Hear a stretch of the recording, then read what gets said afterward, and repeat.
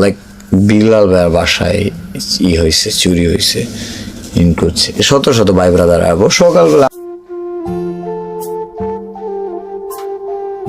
তো বিল্লাল ভাই ইদানিং ফেসবুকে ঢুকলে কেন জানি আপনার নামে একটা শুনতেছি, মানে আপনার বাড়ি থেকে আপনার সামগ্রী নাকি চুরি হয়ে গেছে।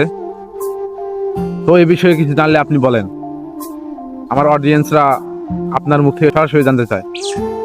বেসিক্যালি 2 দিন আগে আমার আইফোন 16 প্রো ম্যাক্সটা চুরি হয়ে যায়, মানে ঘর থেকে চুরি করে নিয়ে যায়। অ্যান্ড আমার কাছে গুণই নাই, ঠিক 40 থেকে 50,000 এরকম টাকা ছিল। ওই টাকাটাও চুরি করে নেয়। অ্যান্ড কিছু ক্রেস্ট অলংকার মনে করে নিয়ে গেছে, লাইক যে এরকম কিছু ক্রেস্ট ছিল। তো ধরুন এরকম কিছু ক্রেস্ট ছিল, ভাবছে জুয়েলার্সি বা ইয়াতে এরকম কিছু একটা। তো ওগুলোতে তেমন কিছুই ছিল না। আর আমার ফোনটা, 2টা ফোনই, অ্যান্ড্রয়েডটাও চুরি হয়ে গেছে। তো 2টা ফোন গেছে, যে কারণে নতুন করে ফোনে সব কিছু লগ ইন করা একটু টাইমের ব্যাপার ছিল, অ্যান্ড কষ্ট ছিল।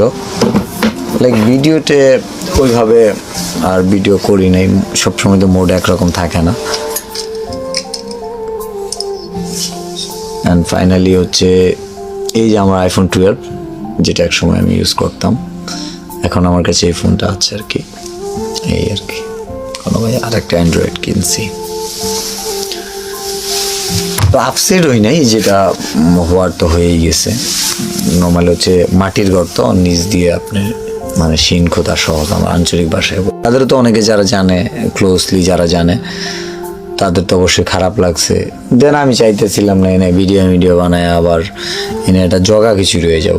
লাইক বিলাল ভাইয়ের বাসায় হয়েছে, চুরি হয়েছে, ইন করছে শত শত ভাই ব্রাদার আসবো সকালবেলা। আমার বুঝছি আমার এইটা লেবার আইকো। তো এই হচ্ছে আপডেট, জাস্ট ফোনের জন্য একটা জিডি করে রাখছি, লোকেশনের জন্য। পামো না পামো ওইটা নিয়ে প্যারা নাই আর কি।